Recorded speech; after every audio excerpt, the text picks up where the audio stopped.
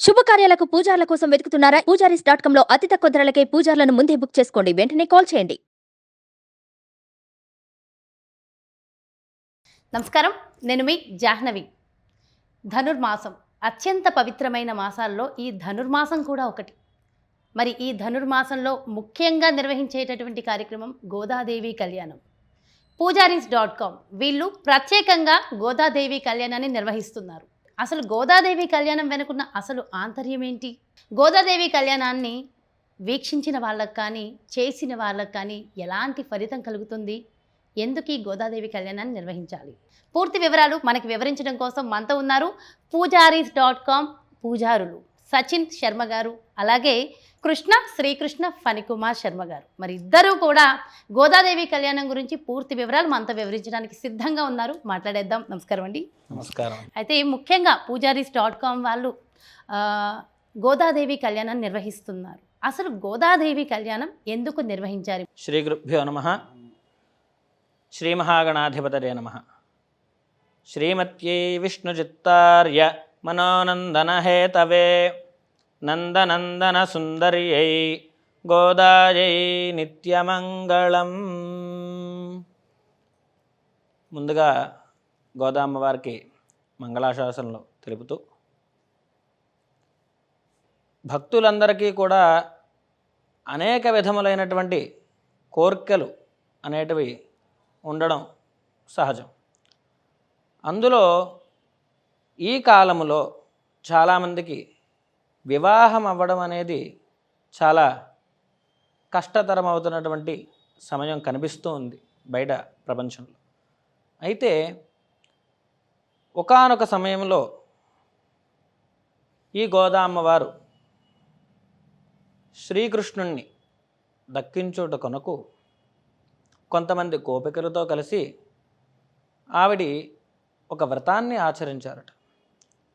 ఆ వ్రతాన్ని ఏ విధంగా ఆచరించారు, ఆవిడ యొక్క జన్మ వృత్తాంతంతో మనం తెలుసుకుంటూ ఈ యొక్క గోదా కళ్యాణం యొక్క విశేషాన్ని కూడా తెలుసుకుంటూ వద్దాం. అలాగే ముందుగా గోదా అమ్మవారు ఒక పుష్ప వనంలో చిన్న బాలికా రూపంలో విష్ణుచిత్తుడు అనేటువంటి ఒక ఆల్వార్ అనగా వాడు విష్ణు భక్తులు, వారికి ఆ అమ్మాయి దొరికిందట. వారు అమ్మాయిని తీసుకుని చక్కగా ఉంది అమ్మాయి అని చెప్పి పెంచుకుంటూ వస్తున్నారు. ఆండాల్ అనేటువంటి పేరు పెట్టి, గోదా అమ్మవారిగా మనం కూడా పిలుస్తూ ఉంటాము, ఆ విధంగా పేరు పెట్టి అల్లారముద్దుగా పెంచుతూ వస్తారట. అయితే ఆ అమ్మాయి తండ్రి దగ్గర శ్రీకృష్ణుడి యొక్క వృత్తాంతము, విష్ణుమూర్తి యొక్క వృత్తాంతములు వింటూ పెరుగుతూ వస్తుంది చిరకాలంగా. చిన్న వయసు నుంచి కృష్ణుడి యొక్క కథలు వినడంతో ఆమెకు వారిపైన మోహం కలుగుతుంది, ఇష్టం కలుగుతుంది. స్వామిని నేను వివాహం చేసుకోవాలి అనేటువంటి ఒక భావన కలుగుతుంది యుక్త వయసు వచ్చేసరికి. తండ్రి గారైనటువంటి విష్ణుచిత్తుల వారు నిత్యం కూడా విష్ణుమూర్తి ఆలయానికి వెళ్ళి స్వామివారికి అర్చనలు చేస్తూ వస్తూ ఉంటారు.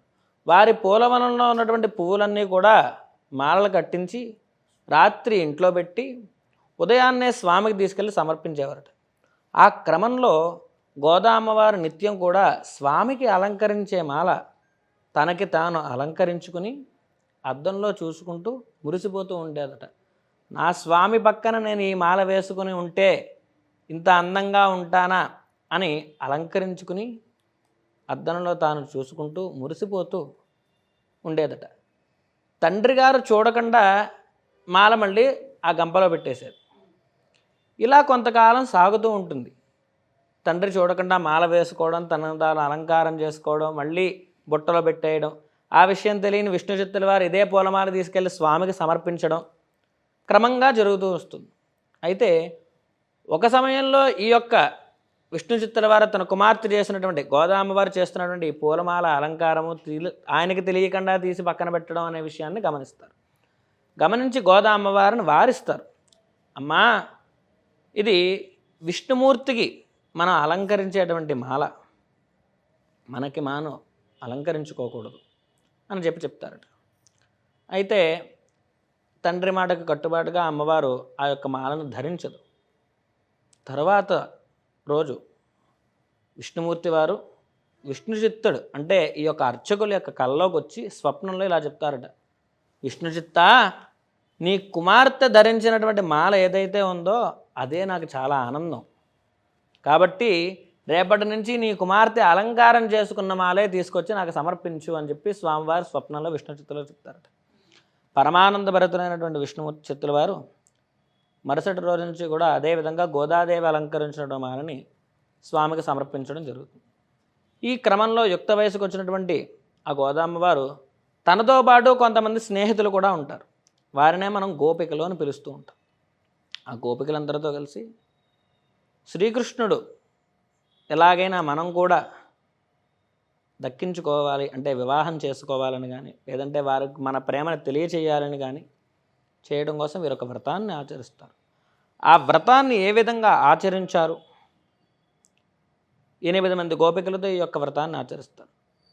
ఏ విధంగా ఆచరించారు, ఆ తర్వాత శ్రీకృష్ణుడు వీరికి ఏ విధంగా పలికారు అనేటువంటి వృత్తాంతం మొత్తాన్ని కూడా మనకి దివ్య ప్రబంధము అనేటువంటి ఒక గ్రంథంలో చెప్పబడింది.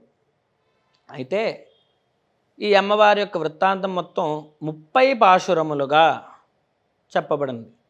ఈ ధనుర్మాసం మొత్తము కూడా ప్రతిరోజు ఒక్కొక్క పాశురాన్ని పారాయణ చేస్తూ ఆ యొక్క పాశురం యొక్క అర్థాన్ని తెలుసుకుంటూ వ్రతంగా ఆచరించి భోగి రోజు అమ్మవారికి శ్రీరంగనాథుడితో వివాహం జరిపించడం అనేది ఆనవాయితీగా వస్తుంది.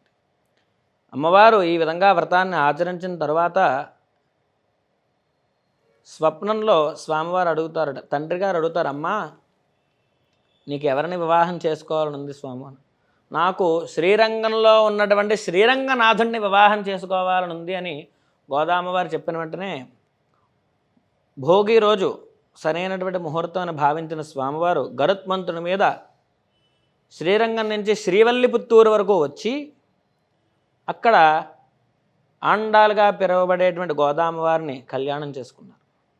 అయితే అప్పుడు గోదామ్మవారు స్వామివారి పక్కన చేరింది కాబట్టి ఎంతో మహిమలతో ఉండగా అక్కడ ఉన్నటువంటి కళ్యాణం చూసిన భక్తులందరూ కూడా ఈ విధంగా అడిగారట, మీ కళ్యాణం ఈనాడు మేము చూస్తూ ఉన్నాము, మాకు పరమానందం, కానీ భవిష్యత్తులో మీ కళ్యాణం చూసేటటువంటి వారికి ఎటువంటి కోరికలు మీరు తీరుస్తారు అని అడిగితే అందుకు ఆ అమ్మవారు అందట, మా యొక్క ఈ వృత్తాంతం మొత్తం కూడా ఈ పాశురములన్నీ పారాయణ చేస్తూ, లేదు పాశురములు పారాయణ చేస్తున్న చోట మీరు విన్నను, అట్లాగే భోగి నాడు మా కళ్యాణం జరుగుతూ ఉంటుంది, ఆ కళ్యాణం చూసినను ఎవరికైతే వివాహం అవ్వదో వారందరికీ కూడా మేము కళ్యాణ యోగాన్ని అనుగ్రహిస్తాము అని చెప్పి వారిద్దరూ కూడా మాట ఇచ్చారట. అంతేకాదమ్మా మరి ఇంకేమైనా చేయగలరా అంటే అమ్మవారు సంతానాన్ని కూడా నేను కలుగజేస్తాను అని చెప్పిందట. ఈ విధంగా గోదామ్మవారి కళ్యాణాన్ని మనం దర్శించడంలో ఆంతర్యం ఏమిటండి అంటే, ముందుగా ఎప్పుడైనా సరే ఒక కళ్యాణం అనేది ఒక పురుషుడితో ప్రకృతిని సంధానించడమే, సృష్టి యజ్ఞం చేయటమే. అటువంటి సృష్టి యజ్ఞము జరుగుట అనేది చూడడం చాలా మనకి అరుదు. అలా చూడడం వల్ల అనేక రకమైనటువంటి శుభములు కలుగుతాయి అని చెప్పి శాస్త్రవాక్యం. అయితే కళ్యాణం అనేది దేవతా కళ్యాణము, శాంతి కళ్యాణం అనేది ఎప్పుడైనా ఎక్కడైనా జరగవచ్చును. ఒక దంపతులు మాకు సంతానం కలిగినచో సుబ్రహ్మణ్యేశ్వర స్వామి కళ్యాణం జరిపిస్తాము అని చెప్పి చాలామంది దండం పెట్టుకుంటూ ఉంటారు.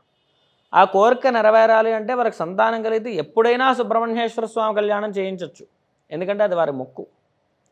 అట్లాగే ప్రతి సంవత్సరము కూడా వైశాఖ శుద్ధ ఏకాదశి నాడు అన్నవరంలో స్వామివారికి కళ్యాణం చేస్తారు. దాన్ని వార్షిక కళ్యాణము, శాంతి కళ్యాణం అంటారు. ఈ విధంగా జరుగుతూ వస్తాయి. అట్లాగే ఈ ధనుర్మాసంలో ఈ యొక్క గోదా కళ్యాణం జరగడం అనేది అత్యంత విశేషము. ఎవరికైతే సంతానం కలగలేదో, ఎవరికైతే అనేక కాలంగా వివాహం జరగట్లేదని చెప్పి బాధపడుతూ ఉంటారో వారందరూ కూడా ఈ కళ్యాణాన్ని వీక్షిస్తే వారికి సకల శుభాలు కూడా కలిగి వారికి కూడా వివాహం జరుగుతూ ఉంటుంది. అయితే అందరికీ కూడా చాలా అనుమానాలు ఉంటాయి. ఏమండి, చైత్రము, వైశాఖము, జ్యేష్ఠము, ఆషాఢము, శ్రావణము, భాద్రపదము అని చెప్పి మనకి తెలుగు మాసాలు 12 అని చెప్పారు. మరి 12 మాసాల్లో ధనుర్మాసం ఎక్కడి నుంచి వచ్చిందండి? అదే ప్రశ్న నేను అడగాలనుకుంటున్నాను. అయితే మన ఆంధ్రప్రదేశ్, తెలంగాణ తెలుగు ప్రజల యొక్క ముహూర్తాలు, జాతకాలు లేదు ఏదైనా ఒక శుభముహూర్తం అనేది చాంద్రమానం ప్రకారంగా, అంటే చంద్రుణ్ణి అనుసరించి మన యొక్క ముహూర్తాలు నిర్ణయిస్తాము. చైత్రమాసము అనేది ఎలా ఏర్పడిందండి? వైశాఖ మాసము అనేది ఎలా ఏర్పడిందండి? పౌర్ణమి నాడు చిత్తా నక్షత్రం కలిస్తే అది చైత్రమాసమైంది.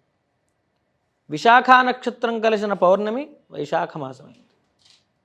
జ్యేష్ఠ నక్షత్రం పౌర్ణమి నాడు కలిస్తే అది జ్యేష్ఠ నక్షత్రమైంది. పూర్వాషాఢ లేదా ఉత్తరాషాఢ నక్షత్రం పౌర్ణమి నాడు కలిసినాడు అది ఆషాఢ మాసమైంది. ఈ విధంగా ఆయా నక్షత్రాల పౌర్ణమి కలయికతో మనకి తెలుగు మాసాలు ఏర్పడ్డాయి. అయితే ఇందులో మరి ధనుర్మాసం ఎలా వచ్చిందంటే అంటే తమిళనాడు సాంప్రదాయం మొత్తం కూడా సూర్యుణ్ణి అనుసరించి నడుస్తూ ఉంటుందండి. దాన్ని సౌరమానము అని మనం పిలుస్తాం.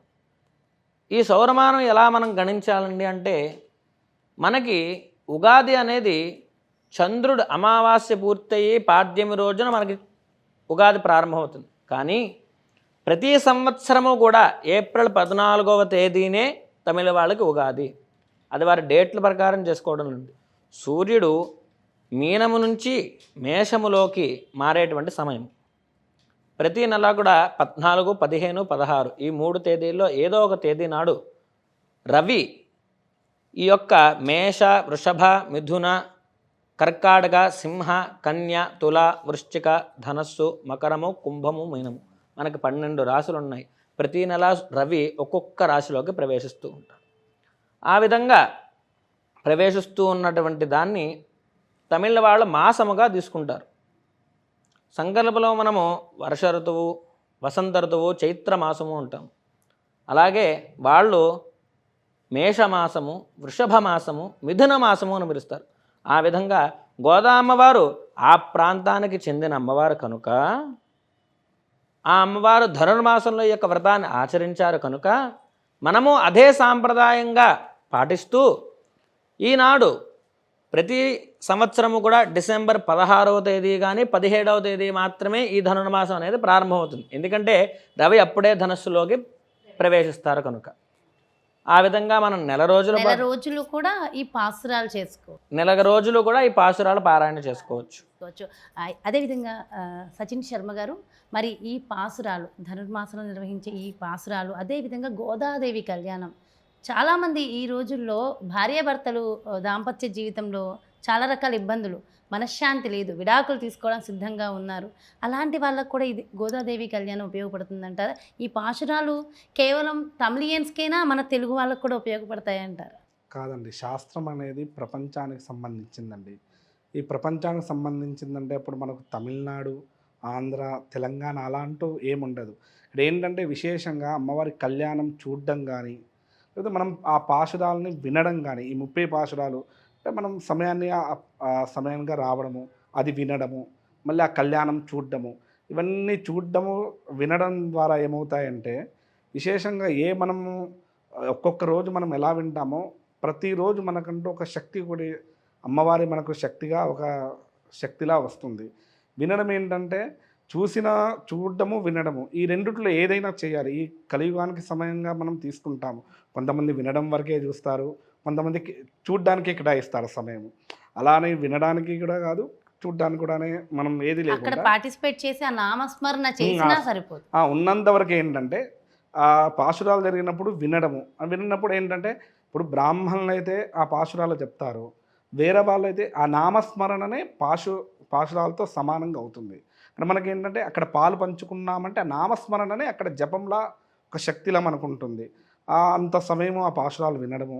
కొంతమంది సమయం కళ్యాణం చూస్తారు. ఆ కళ్యాణం చేసేటప్పుడు కూడా శ్రీకృష్ణాయ నమః, తర్వాత మళ్ళీ గోదాజీ నమః అంటూ అలా మనం ఆ కళ్యాణాన్ని కూడా పూర్తిగా మనం తీక్షణంగా గమనించామనుకోండి, మనకు ఈ కలియుగంలో పెళ్ళి అనేది చాలా అరుదుగా జరుగుతున్నాయి. విశేషంగా కూడా ఎంత మనం ప్రయత్నం చేస్తున్నా జరగట్లేని సమయంలో జరిగే ఆ పెళ్లి కూడా దాదాపుగా విడాకుల వరకు వెళ్ళడం, కొన్ని గొడవల వరకు మనశ్శాంతి ఉండట్లేదు. మనశ్శాంతి ఉండవు. ఎంత పెళ్లి చేసుకునేది ఆ ఆనందం కోసమే, అంతే. ఆనందమే పోతుంది. అదే ఇప్పుడు మనకి ఏంటంటే మన పూర్వకాలం నుండి వీళ్ళందరూ కూడా ఎన్నో సమయానుసారంగా పనులు చేసుకునే వాళ్ళు, సమయానుసారంగా గుడికి కూడా వెళ్ళే వాళ్ళండి. ఇప్పుడు ఏంటంటే ఈ కలియుగంలో ఏంటంటే ఈ సమయం లేకపోవడము, కనీసం మనం ఏంటంటే మనం ఒక్కరోజైనా ఆ సమయాన్ని కేటాయించాలి. స్వామివారి దగ్గర కేటాయించుకొని మనము ఆ ఉన్న 2 సమయాల్లో పాశురమైన వినడము, కనీసం కళ్యాణమైనా పూర్తిగా తీక్షణంగా చేస్తున్నాం అనుకోండి, మనకంటూ ఒకటి శక్తి లభించేసరికల్లా మనకు అమ్మవారి అనుగ్రహం పూర్తిగా ఉంటుంది. ఇంకోటి మన దాంపత్య జీవితం అన్నారు, ఆ వివాహం కాని సమయంలో కూడా వివాహం అవుతుంది. వివాహమైనా సరే ఇలాంటి శుభకార్యాల్లో ఎక్కడైనా ఇప్పుడు శ్రీనివాస కళ్యాణం చేస్తుంటారు. ఈ విశేషంగా ధనుర్మాసంలో గోదాదేవి కళ్యాణం ఇంకా విశేషమైనది. అది మనం చూడడం కానీ ఇవన్నీ చేస్తే ఏంటంటే మనం అంటున్నాం కదా, కొన్ని విడాకులు అవ్వడము, గొడవలు అవ్వడము, ఇంట్లో శాంతి లేకపోవడం, ఇవన్నీ ప్రశాంతతకి దారి తీస్తుంటాయండి. ఏంటంటే మనం చూడడమే చాలా విశేషమైనది. ఏంటంటే ఈ జరగడం కూడా ఏంటంటే 30 రోజులు పూజారీస్.comలో మేము విశేషంగా చేసుకుంటున్నామండి. 30 రోజులు పూజారీస్.com ద్వారా ఈ 30 పాశురాలు ప్లస్ చివరి రోజు కళ్యాణము, విశేషమైన కళ్యాణం జరుపుతుంది. మన సమయానుసారంగా ఇది మన ఇంట్లో కూడా జరుపుకోవచ్చండి. విశేషంగా చెప్పాలంటే ఎందుకు ఇది జరుపుకోవడం అంటే మనం చెప్పాం కదండి, కొన్ని ఇబ్బందులు అవుతున్నాము, దాంపత్యంలో ఇబ్బంది, కనీసం ఏంటంటే సత్సంతానం జరగకపోవడము, ఇక మన ముందరి తరాల వాళ్ళకు కూడా పెళ్ళి జరగకపోవడము, ఇవన్నీ ఏంటంటే అండి మనము గనక సంపాదించుకుంటే మన పిల్లలకి మనం పరంపరగా ఇచ్చుకోవచ్చండి ఇది. అదే మనకేంటంటే ఇవన్నీ పూజారీస్.comలో మేము మొత్తము 30 రోజులు చేసుకోవాలని పూజారీస్.com నిశ్చయించింది. కళ్యాణం కూడా విశేషం. అదే విధంగా ఒక్కసారి మీరు చెప్పండి, ఈ కళ్యాణము అనేది విధి విధానం ఎలా ఉంటుంది? ఈ కళ్యాణంలో పూజారీస్.com వాళ్ళు నిర్వహిస్తున్నటువంటి ఈ కళ్యాణంలో ఎవరైనా ప్రత్యక్షంగా కానీ పరోక్షంగా కానీ పార్టిసిపేట్ చేయాలంటే చేయవచ్చు అంటారా? తప్పకుండా చేయొచ్చండి. ఎందుకంటే ఒక కళ్యాణం జరుగుతూ ఉన్నప్పుడు దానిని చూడడం ఎంత ప్రధానంగా మనం తీసుకుంటామో, అందులో మా గోత్రనామాలు చెప్పించుకుని చేసుకోవాలి అనేటువంటి ఆశతో చాలామంది ఉంటుంటారు. అట్లాగే కుదిరిన వాళ్ళు అక్కడికి వచ్చి మేము పీటల మీద కూర్చొని చేసుకోవాలి అనేటువంటి వాళ్ళు చాలామంది ఉంటారు. వారందరికీ కూడా ఈ పూజారీస్.comలో అవకాశం కల్పిస్తూ ఉన్నాం. జనవరి 7వ తారీఖున అంటే ఆదివారం నాడు అందరికీ అనుకూలంగా ఉన్న రోజు, అందరికీ అనుకూలించే విధంగా మన ఈ భాగ్యనగరంలో ప్రతి ఒక్కరూ కూడా వచ్చి దర్శించుకునే విధంగా ఈ యొక్క గోదా కళ్యాణాన్ని ఏర్పాటు చేయడం జరిగింది. అంతేనండి, అంగరంగ వైభవంగా నిర్వహిస్తున్నారనే చెప్పాలి. ఎందుకండి అంటే అనేక రకాలైనటువంటి చోట గోదా కళ్యాణాన్ని నిర్వహిస్తూ ఉంటారు. అంటే ఎటువంటి చోట నిర్వహిస్తారండి అనే ప్రశ్న వస్తే విష్ణుమూర్తి ఆలయాల్లో ఖచ్చితంగా ఈ యొక్క గోదా కళ్యాణం అనేది నిర్వహిస్తూ పడుతుంది. అదొక ఆలయం. అట్లాగే మేము ఏమిటండి అంటే ఇదొక సంస్థ, పూజారీస్.com అనేటువంటి ఒక సంస్థలో లోక కళ్యాణార్థం ప్రతి ఒక్కరి యొక్క కోరికలు నెరవేరాలి అనేటువంటి ఒక సత్సంకల్పంతో ఈ యొక్క సంస్థ అనేది ప్రారంభించబడింది. అందుకోసం ఏ పుణ్యకార్యమైనటువంటి ఏ పర్వదినమైనా సరే దాన్ని పురస్కరించుకునే విధంగా మా యొక్క పూజారీస్.com నిర్వహిస్తూ ఉన్నాం. అందులో ఈ నెల రోజులు కూడా ఈ పూజారీస్.comలో పనిచేసేటువంటి పూజారులందరూ కూడా విష్ణుమూర్తి ఆరాధన చేస్తూ ఉన్నారు. అంతేకాకుండా ఈ పాశురములు కూడా పారాయణ చేస్తూ ఉన్నారు ప్రతినిత్యము. ఈ ప్రతినిత్యము పారాయణ చేసి ఆ కళ్యాణాన్ని చేయడంలో కళ్యాణం చూసిన ప్రతి ఒక్కరికి కూడా ఈ పాశురములు వినలేదు అనే బాధ కలగకుండా ఆనాడు అమ్మవారి కళ్యాణం చూస్తే అదే ఫలితము వస్తుందని చెప్పడంలో ఎటువంటి సందేహం లేదు. ఎవరైనా మేము పీటల మీద కూర్చుని ఈ యొక్క కళ్యాణంలో పాల్గొంటాము అనేవారు ఎవరైనా ఉంటే ముందుగా మాకు తెలియపరిస్తే దానికి తగినటువంటి ఏర్పాట్లు చేసుకుని ఆ రోజు కళ్యాణంలో వారు కూడా పాల్గొనే విధంగా స్వామివారు భాగ్యం కలిగిస్తారు. చాలా సంతోషం అండి. నిజంగా అంటే గోదాదేవి కళ్యాణం గురించి పూర్తి వివరణ, అసలు ఈ నెల మొత్తానికి ఉన్నటువంటి ఆ ప్రత్యేకతని పూర్తిగా వివరించి ఆ గోదాదేవి కళ్యాణానికి సంబంధించి పూర్తి వివరణ ఇచ్చారు. చాలా డీటెయిల్డ్ ఇన్ఫర్మేషన్ ఇచ్చారండి. Thank you so much. అదేవిధంగా మరి అక్కడ ఇంకా వేరే ఏమైనా ప్రత్యేకత ఉంది అంటారు? పూజారీస్.com అనేటువంటి ఒక సంస్థలో ఋగ్వేదము, యజుర్వేదము, శుక్ల యజుర్వేదము, సామవేదము, అథర్వవేదము, మనకి 4 వేదాలు కూడా అక్కడ అందుబాటులో ఉన్నాయండి.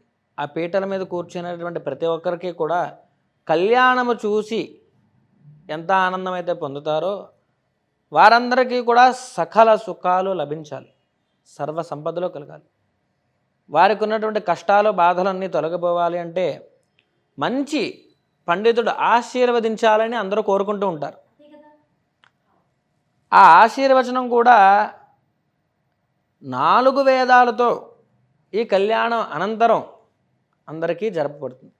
పీఠల మీద కూర్చునే వారందరికీ కూడా ఒక ఇంటిలో వేదాశీర్వచనం చేయించుకోవాలి అంటే చాలా కష్టతరంగా ఉంది. ఎందుకంటే పిలిస్తే ఒక 2 పండితులు వచ్చి ఆశీర్వచనం చేయగలరు, లేదా ఒక 3 పండితులు వచ్చి ఆశీర్వచనం చేయగలరు.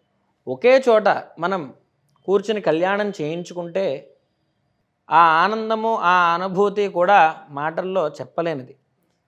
అంతేకాకుండా ప్రతి వేదముతో ఆశీర్వచనం చేయడం కూడా చాలా విశేషంగా, చాలా అద్భుతంగా వారి యొక్క జీవన ప్రవృత్తిలో నిత్యము కూడా వారు ఎదగడానికి ఈ యొక్క ఆశీర్వచనాలు తోడ్పడతాయని చెప్పడంలో ఎటువంటి సందేహము లేదు.